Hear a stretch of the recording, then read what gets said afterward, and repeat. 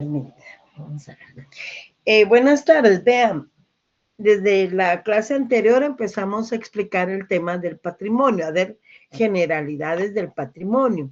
Entonces, hoy lo vamos a finalizar y vamos a empezar con el tema de la propiedad. De hecho, por eso les mandé las guías conceptuales el día de hoy con el tema de la propiedad y los finalizamos el día martes en forma presencial. Por favor, el día martes, si pueden, lleven el Código Procesal Civil y Mercantil, porque vamos a leer algo de los interdictos, no de la declaración judicial del estado de interdicción, sino de los interdictos que son acciones protectoras del dominio. Solo esa parte, esa parte. Sí. Ahí en las guías está el articulado. Esperen, solo le doy admitir.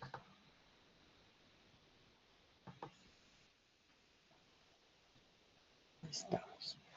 Ok, bueno, vean, el día martes empecé a explicarles el tema del patrimonio, como les decía. Y se recuerdan que les comenté que el patrimonio, en primer lugar, es una universalidad de derecho y está integrado por bienes, derechos y obligaciones, pero tienen la característica fundamental que deben ser valorados económicamente hablando, es decir, deben de tener un precio, ¿verdad? Un valor monetario. Entonces, todo aquello que no tiene una apreciación económica, pues no puede ser parte del patrimonio. Y por eso comentábamos el derecho a la libertad, el derecho a la libre emisión del pensamiento, la libre locomoción o el derecho de elegir y ser electo, eran derechos que podían integrarse al patrimonio y vimos que no, porque no tienen, repito, un precio. Solo doy a admitir acá.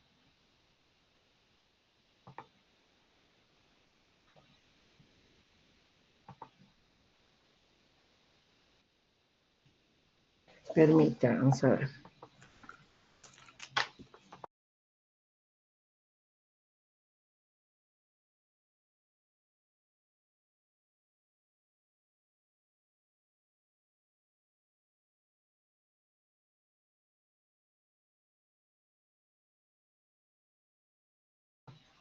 Es que están ingresando más. Permítanme, chicos.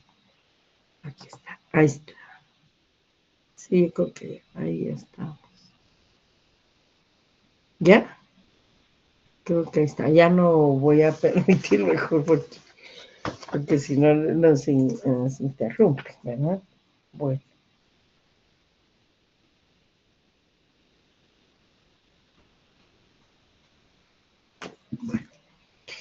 Entonces, repito, encontramos dentro del patrimonio es un conjunto, una universalidad, todos los bienes, derechos y obligaciones que tienen una estimación pecuniaria, ahí lo tienen ustedes eh, en su guía conceptual número 11, ¿la tienen ahí a mano? Ahí la pueden ver. Va, entonces ahí tienen dos definiciones, miren. Conjunto de relaciones jurídicas activas y pasivas que pertenecen a una persona y susceptibles de estimación pecuniaria. ¿Ya? Solo entonces lo que tiene un valor económico. Solamente. Pues solamente esos bienes, esos derechos, esas obligaciones pueden incluirse dentro de ese universo que se llama patrimonio. Existen dos grandes teorías, hay más, pero las principales son estas dos grandes teorías que tratan de explicar la naturaleza jurídica del patrimonio, ¿no? Entonces, tenemos una primera teoría, que es la teoría clásica o del patrimonio personalidad. Permítame.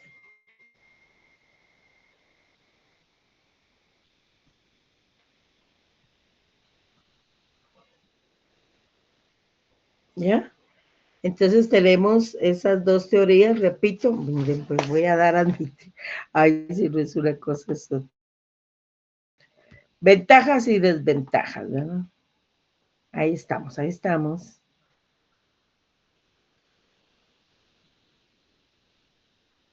Ya.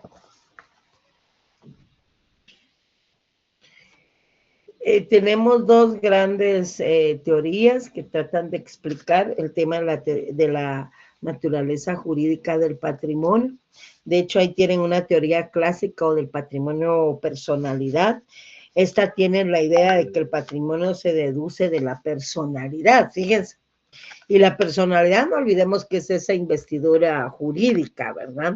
Que el Estado otorga para ser sujetos de derechos y obligaciones. O sea, miren, ¿cómo vamos a pensar en deducir en pensar en que el patrimonio se deduce de la personalidad si ya hemos visto que el patrimonio es un atributo de la personalidad? ¿Se recuerdan en nuestras primeras clases cuando vimos el nombre, el domicilio? ¿Se recuerdan?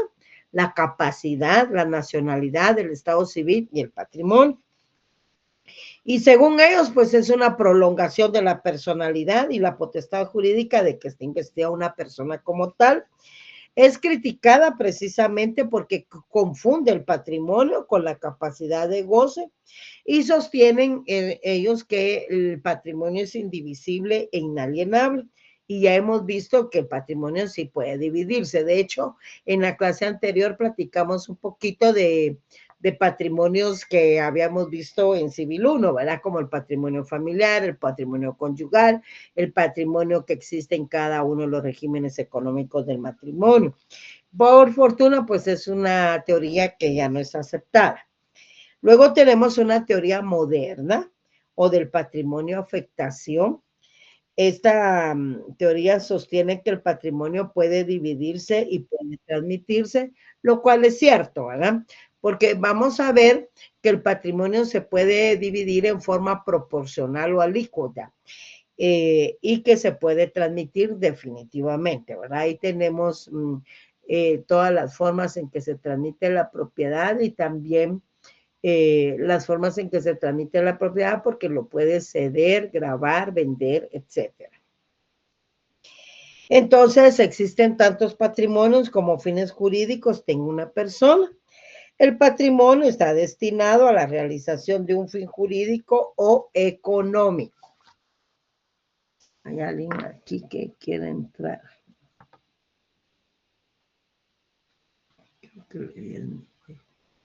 Creo que ahí está.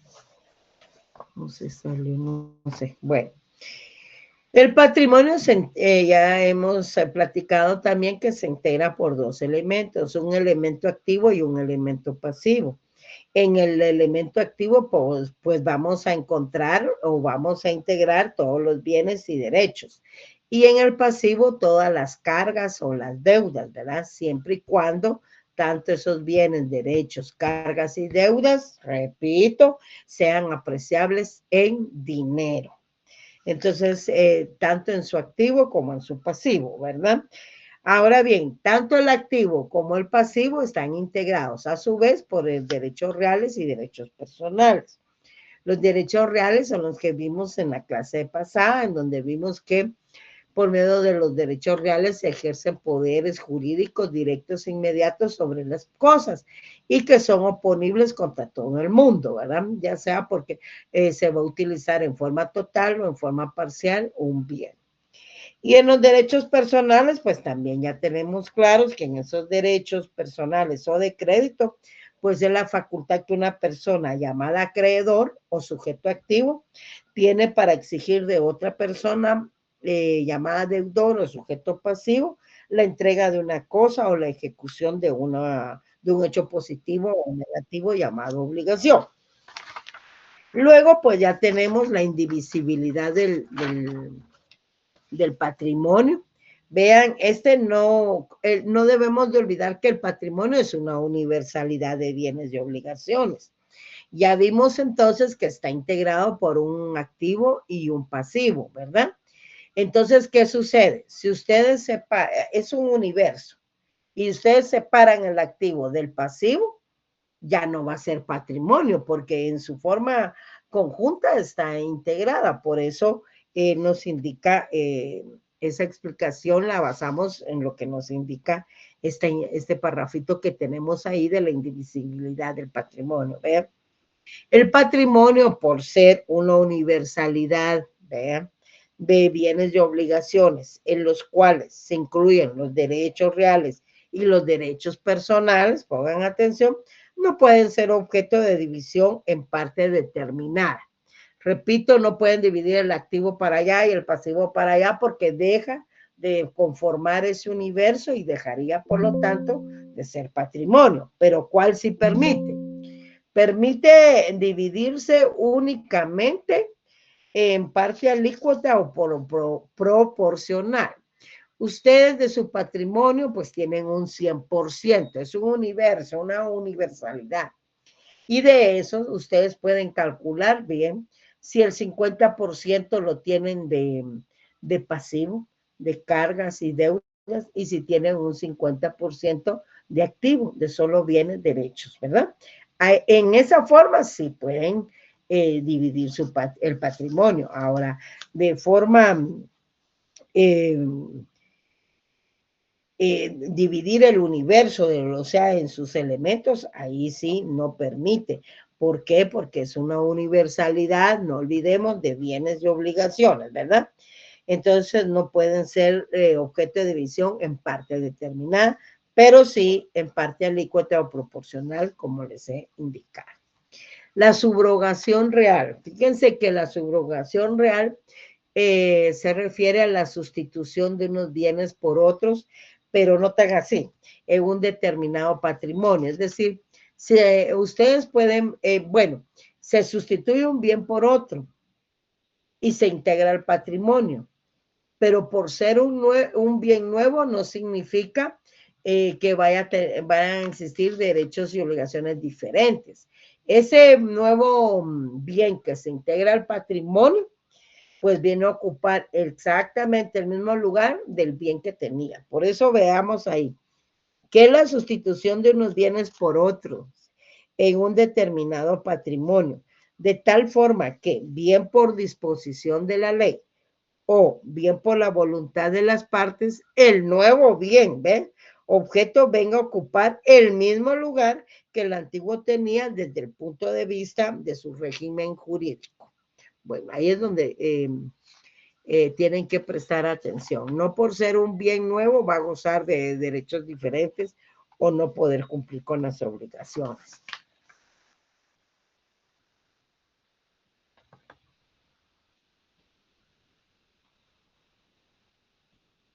Ahí estamos.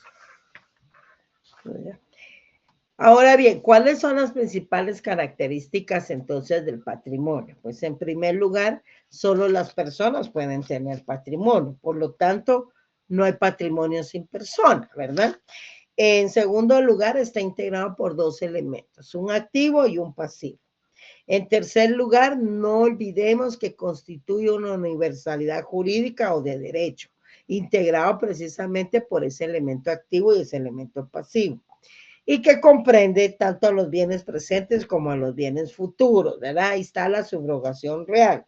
Deben incluirse únicamente bienes, derechos y obligaciones y cargas que tengan una apreciación pecuniaria, ¿ve?, o monetaria, ¿verdad? Tanto en su activo como en su pasivo.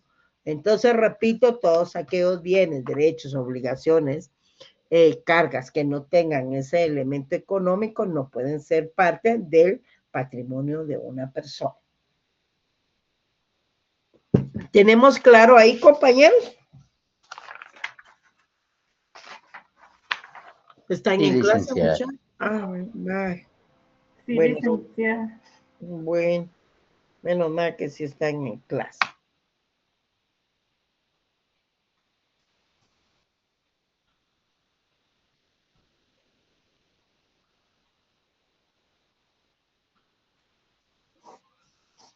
Bueno.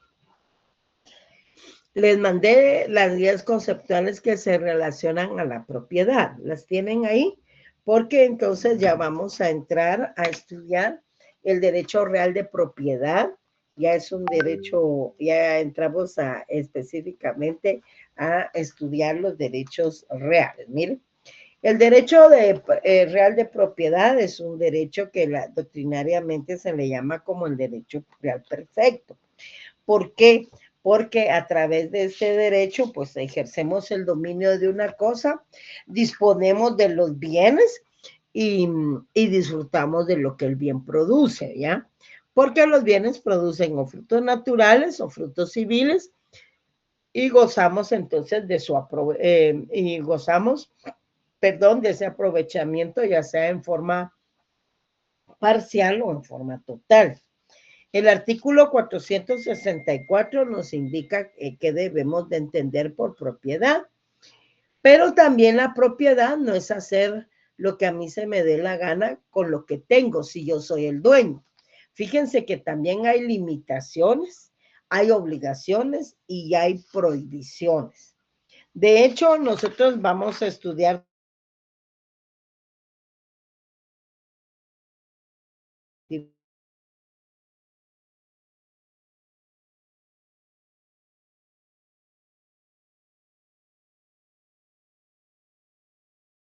64. Quiero para el 464, 465 y 466. 3 voluntarios.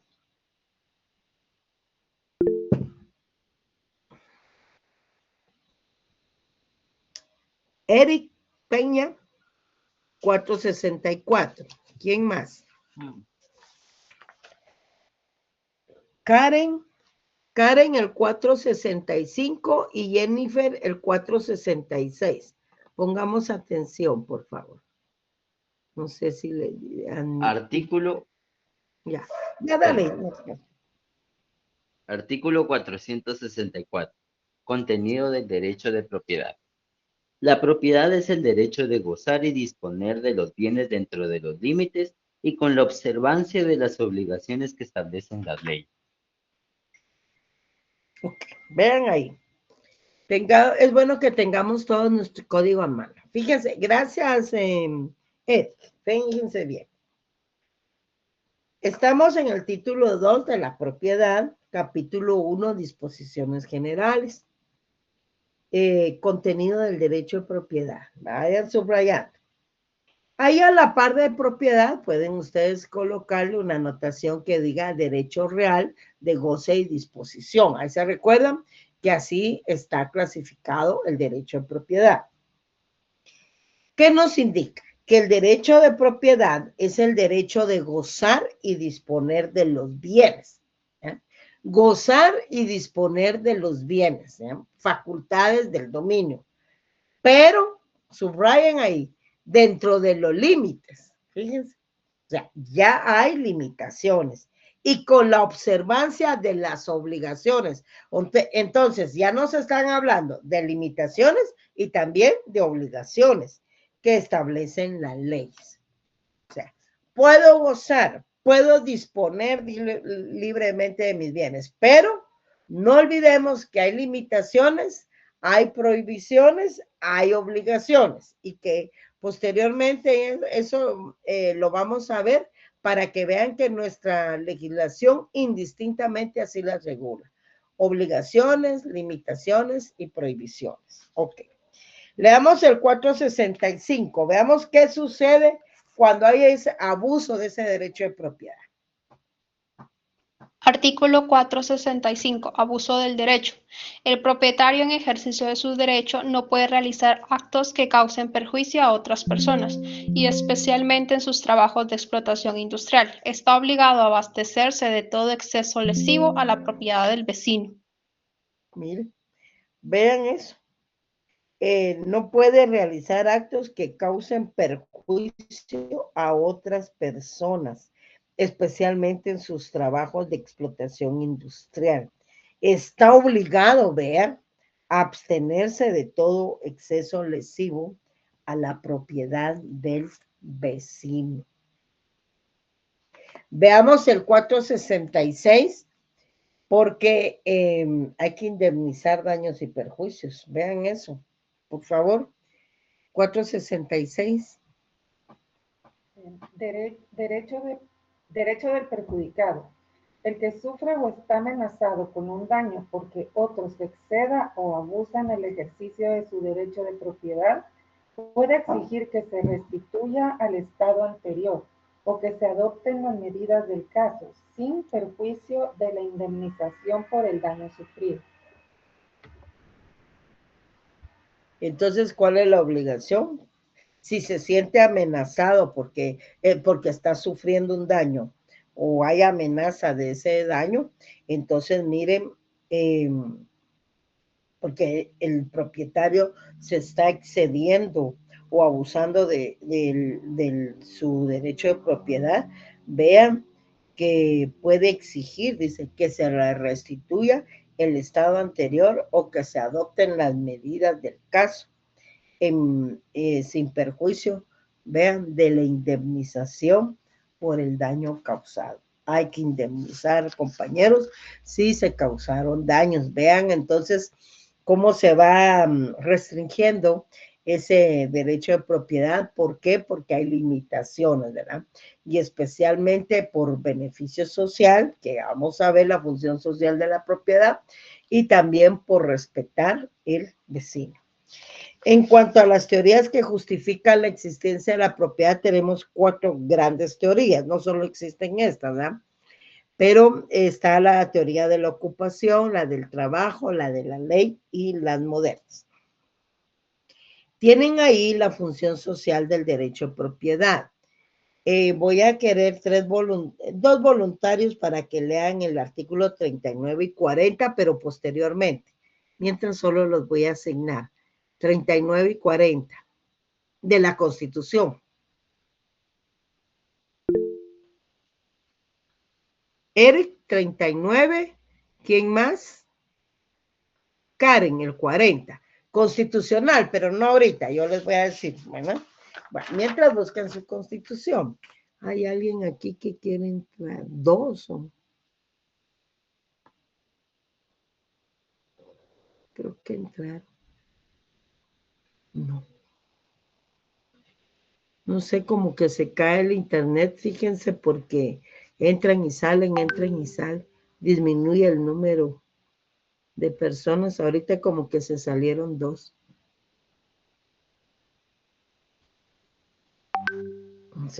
Bueno, vean ahí su guía número 14. En esa ya tenemos desplazaditos las principales teorías que tratan de explicar el origen del derecho a propiedad.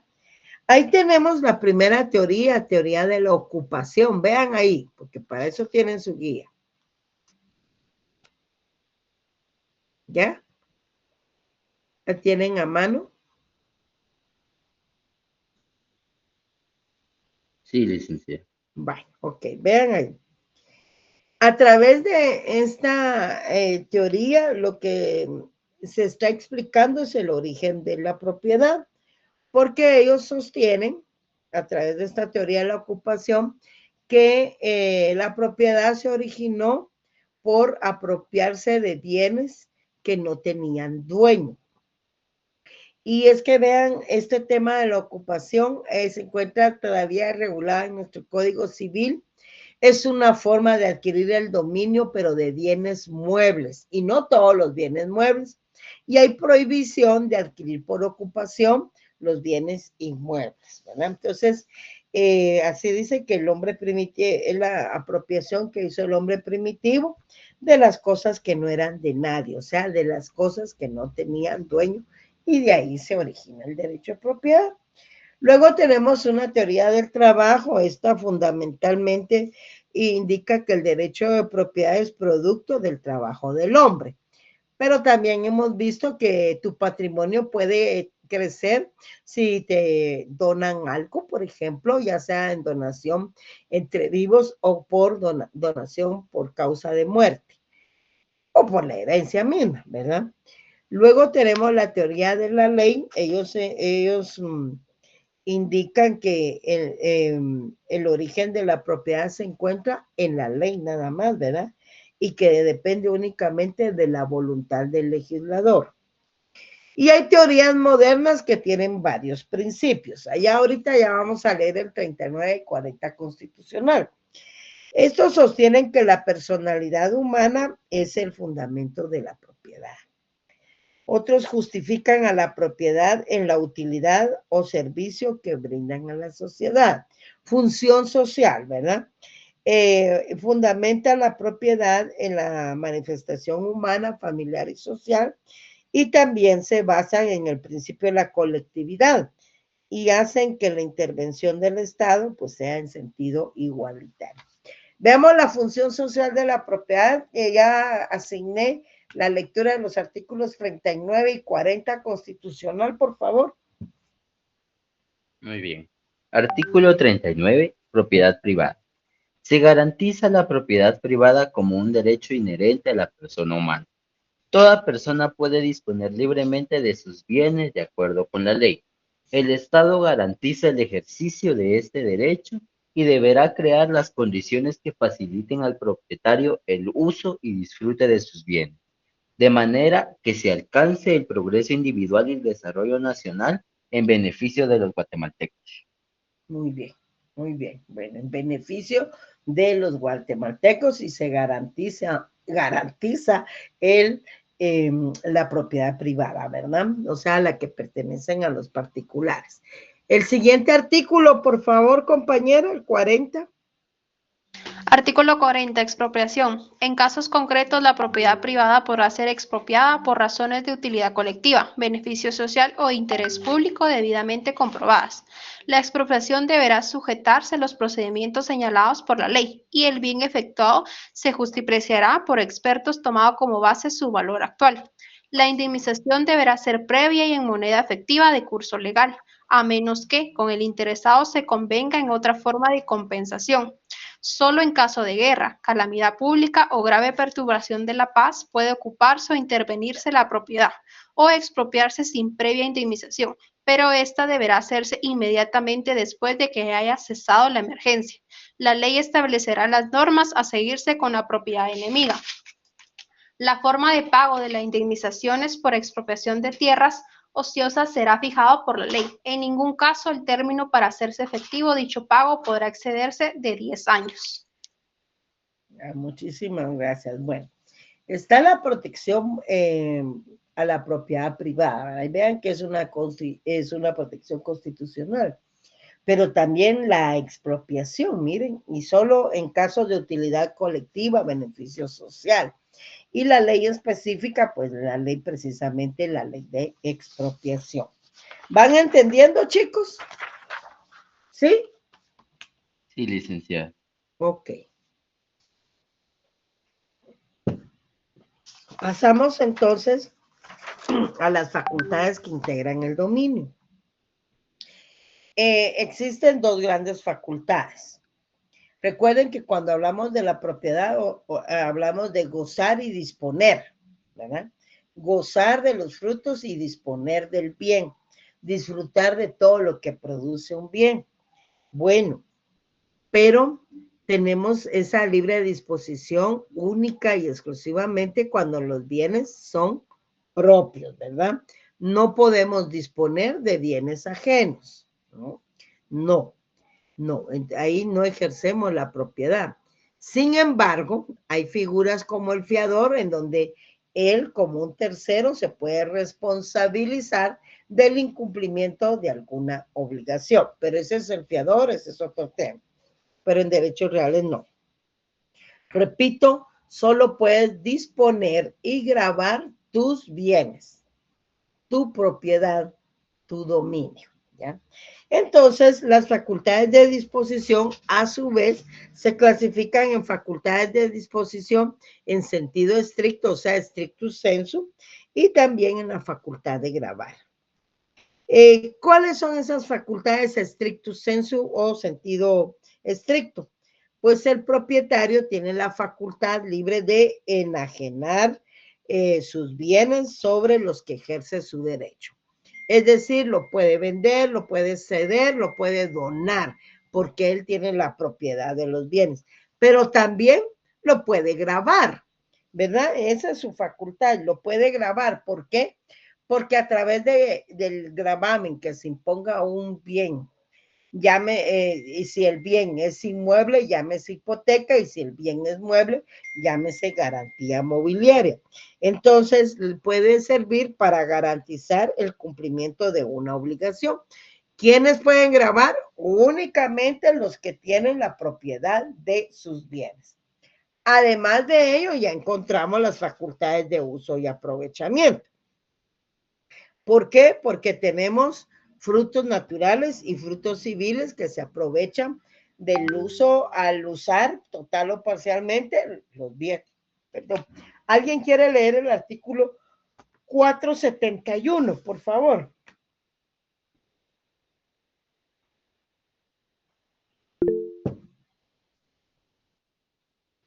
Gracias, Jennifer. 471, Código Civil.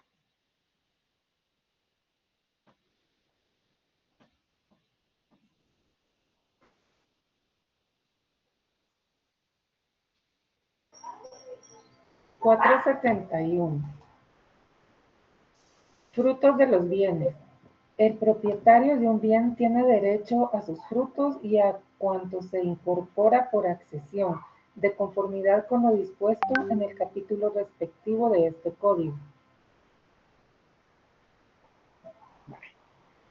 471. Mire, ahí está haciendo referencia a los frutos de los bienes. ¿Qué nos está indicando? Que el propietario de un bien tiene derecho a sus frutos, ¿verdad?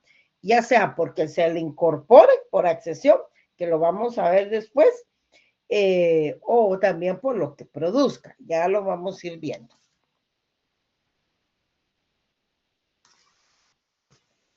¿Qué estará pasando? Como que se les cae. Se cae, se sale. Bueno, entonces, la propiedad, repito, en conclusión, conlleva las facultades de disposición y la facultad de uso y aprovechamiento. En las facultades de disposición, ahí es donde vamos a encontrar en disposición en sentido estricto y también para gravar. Pasamos entonces a la siguiente guía. Encontramos ya las limitaciones de la propiedad. Ahí lo vamos a dejar, solo se las voy a enumerar y el martes ya se los explico presencialmente.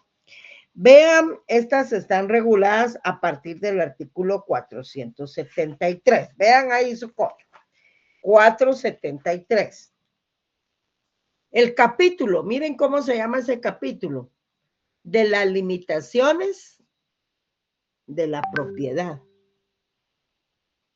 ¿Ya se fijan? De las limitaciones de la propiedad. Y ahí empieza. Este capítulo tiene la característica de que incluye indistintamente limitaciones, prohibiciones y obligaciones, ¿verdad? Las limitaciones de la propiedad pueden ser de carácter legal y también voluntarias. Legal, pues están fijadas en nuestra legislación, no hay para dónde, en la ley. Pero también pueden ser voluntarias. ¿Por qué? Porque las partes en sus contratos pueden crear, modificar o extinguir obligaciones. Ahí está la libre contratación, siempre y cuando no contradigan disposiciones legales, la buena moral, tampoco, ¿verdad? Es decir, no sean prohibitivas, ¿verdad? Para que no estén cometiendo hechos delictivos.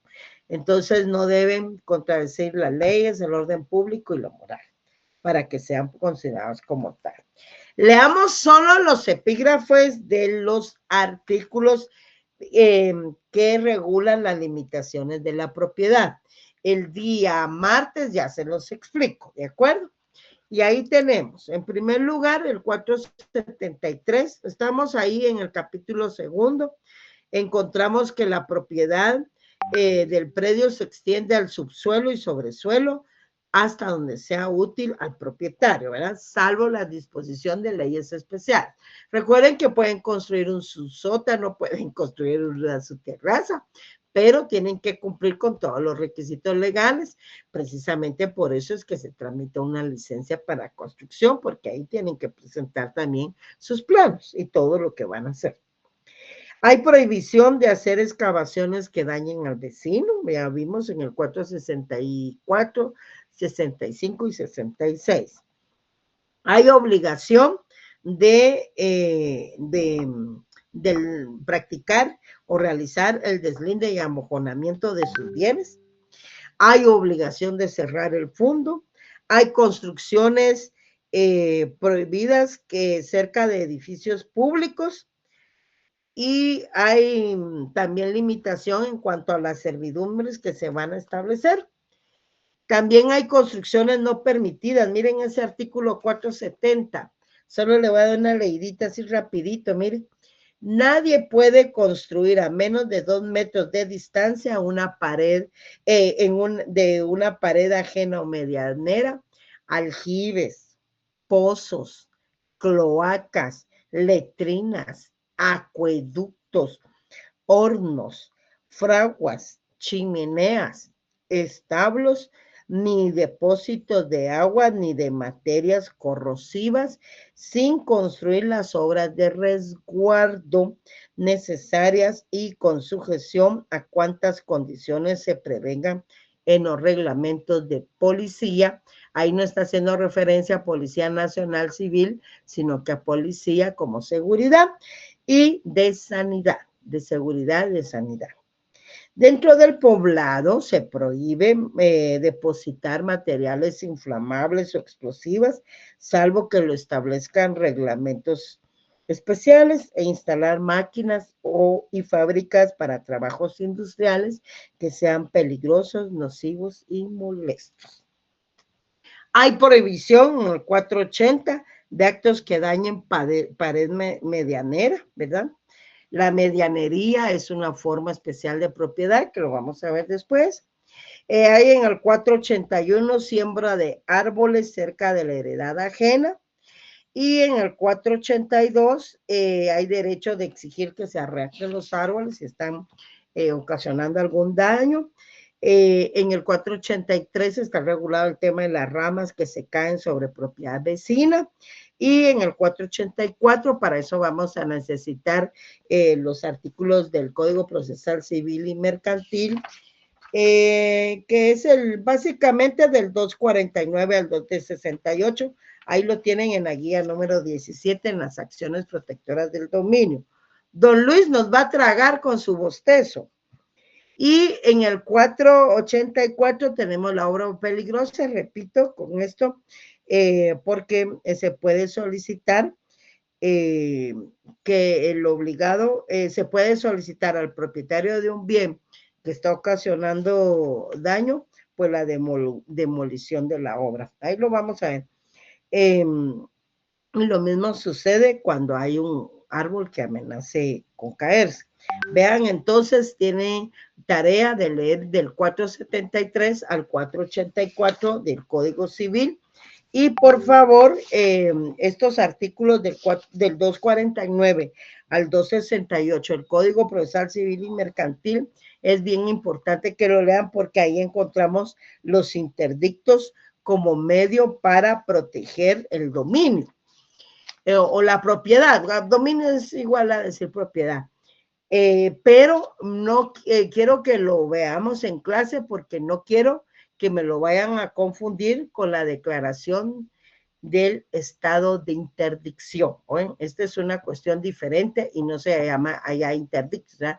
Declaración de estado de interdicción. Estos se llaman interdictos, que son esos mecanismos procesales que existen para la protección de la propiedad. ¿Hay alguna duda, compañeros? Por mi parte no, licenciada, gracias. ¿No? ¿Está claro?